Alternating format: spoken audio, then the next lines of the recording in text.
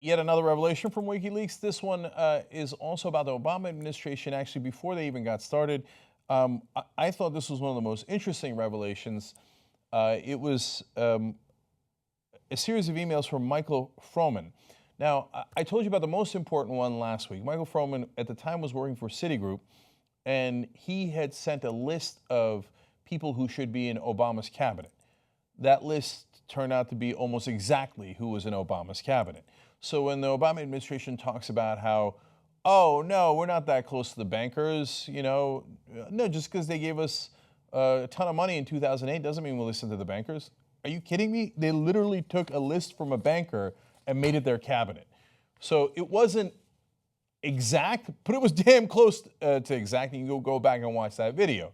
Now we have another email from Michael Froman. And yes, Michael Froman has been in the Democratic Party before, and he's been at Citigroup, and it's a revolving door. But yes, that's our problem, is that you have a revolving door with Wall Street. And Wall Street, at the time in 2008, was actually the largest group of donors to Barack Obama. So here he is again, writing from a Citigroup email, and he passes this on to John Podesta as an FYI. Hey, you should consider this guy Don Beyer.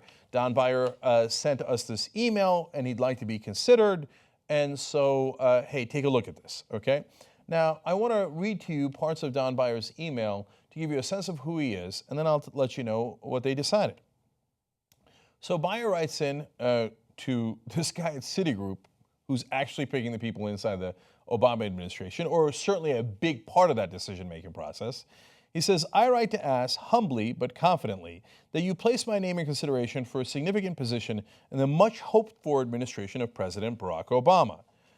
Now, let's pause there for a second. So, again, like the other Michael Froman email from last week, Obama hasn't even won yet. So they're all jockeying for position, and who are you going to ask for a position? You're going to go to a banker and say, now, I know secretly you are among the people who are running his transition team and is going to decide who works for Obama, even though you work at Citigroup. So let me send you the email and tell you, hey, if we win and I delivered for you, it'd be nice if you delivered for me. And ladies and gentlemen, this is how it works. So he goes on to say, my wife and I have worked nearly full-time on the Obama campaign since the first week of February 2007. I serve as the Obama for America Mid-Atlantic Finance Chair, where I have built a world-class team of fundraisers, and in the process, a tight and supportive community of friends.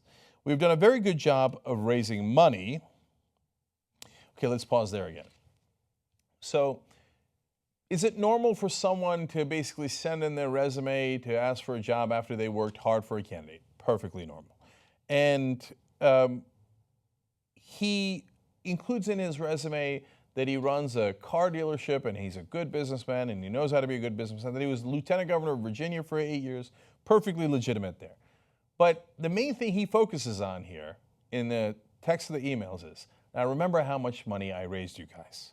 So he just mentioned it there, and then he goes back to it again. He says, Megan and I have personally raised, not through others, more than $1.5 million for OFA and the Obama Victory Fund.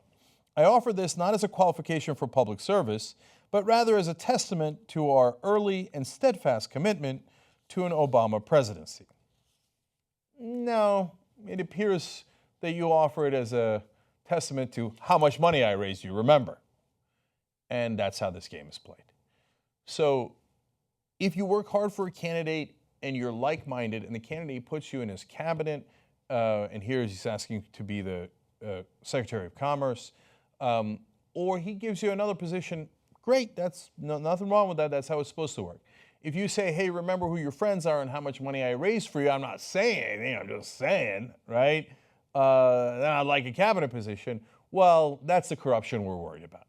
So now, did Don Beyer wind up getting the Secretary of Commerce position? No, he didn't. Oh, okay. So fair is fair. He did get some of the positions. I'm going to explain that at the end here. But so who did wind up becoming Secretary of Commerce? Well, for a while it was Gary Locke, former governor of Washington, and then later Gary Locke also became an ambassador. That makes sense. Okay, here's a guy who's like-minded, a Democrat, an important figure in the Democratic Party, no problem. So they made a principled decision, kind of, and of course he supported Obama, but that's normal politics again. There's nothing too wrong with that. As long as there's not a quid pro quo, but even an appearance of money being involved and things being done for money. Okay, good. Score one for the Obama team. Then the next Obama Secretary of Commerce was Penny Sue Pritzker. Let's find out who she is. Penny Sue Pritzker is an American billionaire businesswoman, entrepreneur, and civic leader who's currently serving as the 38th United States Secretary of Commerce. She is the founder of PSP Capital Partners and Pritzker Realty Group. She's also the co-founder of Artemis Real Estate Partners. She's a member of the Pritzker family. In 2012, Chicago Magazine named her one of the 100 most powerful Chicagoans. On October 2015, Forbes estimated her net worth at $2.4 billion. In 2009, Forbes named Pritzker one of the 100 most powerful women in the world. So don't get too excited that they didn't give it to a money person. They actually gave it to a person who brought in even more money. Now, as we say all the time when we talk about money in politics, it's not that these people are evil or they're bad guys.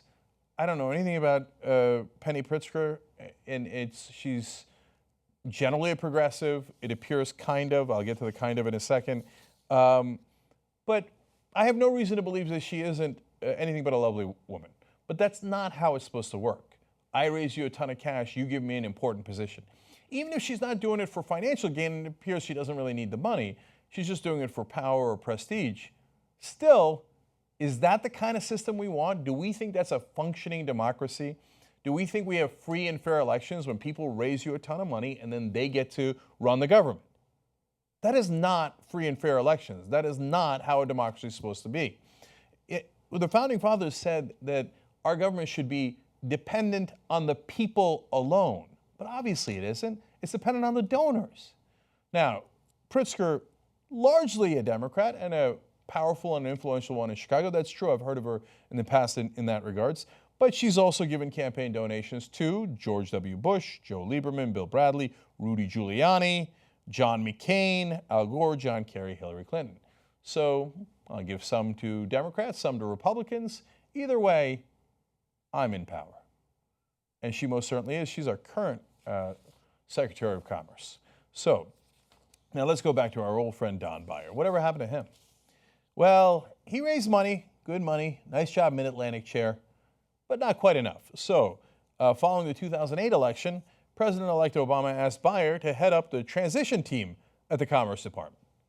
Okay, you didn't quite make it into the big leagues, but all right, come on, transition team, go get him, Donnie. Okay, next time, not $1.5 million, $3 million, okay? Don't worry, though, that wasn't the end of Don Beyer. He also got another post in the Obama administration. Obama nominated Beyer for the post of the United States Ambassador to Switzerland and Liechtenstein on June 12, 2009. In December 2010, Beyer attracted public attention when it was reported that he had warned the Swiss government against offering asylum to WikiLeaks publisher Julian Assange. I like that full circle. And then it's Julian Assange's WikiLeaks that leaks his email where he's asking for this position because of how much money he's raised for Obama. A tiny bit of justice there. You know who makes independent media possible? You guys. Because of you, we can actually do this show free of any outside influence. That's what makes us so strong. Become a member today. tytnetwork.com/join. You are the media.